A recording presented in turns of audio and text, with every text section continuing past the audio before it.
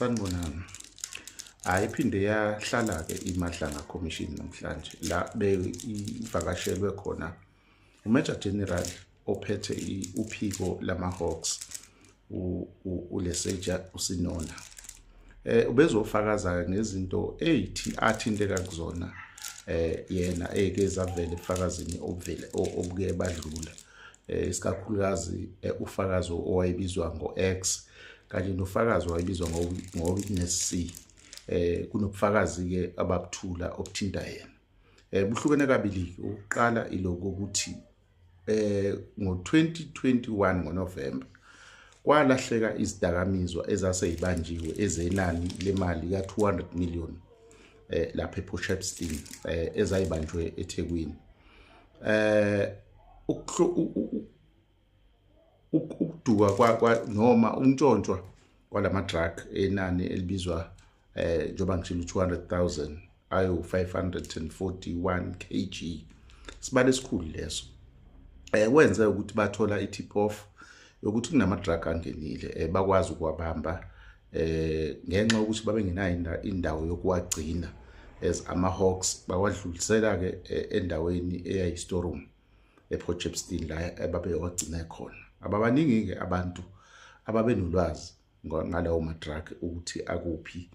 Uyena oshoyo uLesetja ukuthi imina owayiphethe ukuhamba kwalawo ma-drugs. Now mayisefika le ngawo kuNovember kwasekuba naleso sigaba sokuthi ayantshontshwa iningi lawo ahamba wonke. Kuneyintsolo ukuthi ilama drugs avumbuka esevumbuka eGoli ashiya kukhalwa khona ngoba awavumbukanga kubanikazi bawo aqhamuke seqhamuka ngabanye abantu esake sachaza before ukuthi kwakhona ama drug agcina baxabanisile abantu abathize. But before isithombe esivelayo laphana mase kuphenywa ukuthi lama drugs kwenzeke kanjani ngoba bambalwa abantu abaziyo ngalama drugs. Wonke umuntu wayethinteka wona waphenywa ke. Uphenyo lalingalidwa yiwona ama-Hawks, lalilidwa enye i-unit noma olunye uphiko lamaphoyisa. Bazinikela ke amaphoyisa ke aye khona laphana ngomyalelo wakho uLesetja ukuthi abahambe bakuvumele uphenyo. Kwaze kwenziwa ama-test lawo esithi polygraphic test noma polygraphic test la utestwa khona ukuthi ukhuluma iqiniso mamanga yini. Into evelayo ke ukuthi bonke umuntu ombandakanya kuleyanto watestwa ngaphandle kwakhe uLesetja. Isizathu uthi usupervisor wakhe akazange amtshele ukuthi akatest futhi nomthetho awusho ukuthi akatest.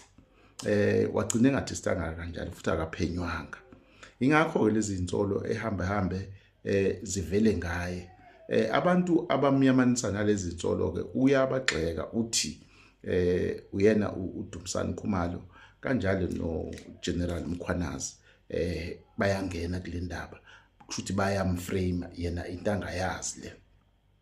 Futhi ngaleyo ndlela sebemqeda isithunzi ngoba yena ube umuntu ohlonishwayo futhi nomndeni wakhe usewuqedela isithunzi. Nange lento sim-affecte nasezimalini ngoba ungena nomntwana wakhe kwezinye zezinto obekade enza umsebenzi oseceleni ezizamela naye.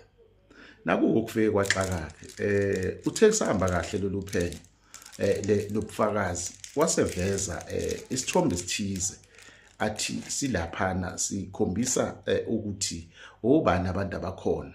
Wasefuna ukungabachazi abantu laba. Bamphoqile oCommissioner beMadlanga Commission ukuthi agcine babalile ukuthi bangoba ngamagama ngoba akusona isithombe sakhe. Lesa sithombe besishirishwa kwimedia futhi isithombe esaziwa wonke umuntu owayeyazi indaba. Asikho isidingo sokuthi asifihle. Ngekhathi echaza ke uthe angabachaza bonke ngaphandle kwendoda ebukeka ingemuva ithe ukuqhela kancane kwisithombe. Isithombe ke lesiyanaka sinomnumzana uBheki Cele uSithole owawuyena uCommissioner wamaphoyisa uLibenye wayephethe ama-Hawks ngaleso sikhathi usanda ukuthatha umhlala phansi no General Mkhwanazi uyena ke lo ongathi akakwazi ukumchaza athi uyingozi ukuchaza yena. Muyibuka le nto icishe ifane neke yayenziwa uMcBride la efuna ukusho khona ukuthi uMkhwanazi uyasoleka ukuthi akabanga khona emncwabeni kamngane wakhe oshonile. Wayezama ukufaka izinto ezithize laphana ngenhloso ukuthi uMkhwanazi abe nento alandeleka kuyona. Okommissioner ke bakuvezile ukuthi hawu wena ngoba lesithomba asikho nesimanga nje yini kuwena sibe nesimanga. Bayidifusile noma bayiqedile yonke leyo lezo insolo abezama ukuzenza. Phathi yokuqala ke le ayenzile athi yena yamshiya ehlukumezekile. uMajor General lo ubebukeke umuntu ophuthumayo impela, ushilo ukuthi mayiqeda ubufakazi ucela ukuthatha ibhanoyi ayibuyelele emsebenzini wakhe. Angithi useThekwini ufakazi kuthulwe eGoli base beyamazisa ukuthi hayi ndoda, hayi kuningi sokufuna la kuwena, asazi nokuthi uzoqeda nini ngawe, usazohlala la eGoli. Futhi umuntu ngabe ingayilungiseleleka indoda kuyofanele ivuke iyothenga amasudu amasha futhi ihlale phansi bayibuza ngoba sengathi akuhambi kahle. Bekade kumhambela kahle kodwa zithe mayibuya emva kwamadina yabonakala indoda isiqala ukujuluka. Ufakazi ke abakapheli. Sizoloku esithi nje chatha okwanamhlanje kuphelile, kusasa biyaqhubeka. Inhlokohlela le ipage leli ulilandele liyisizulu ngani zakwethu. Siyazi ukuthi abanye bayasala, siyabonga. Kodwa lezi zinto esikhuluma la aziyona imfihlo. Zikhulunywa yonke indawo kuma media, mainstream media, kuma television, emaphepheni, kuma social media, kuyona into eqhamuka nami. Angiqhamuki nento especial.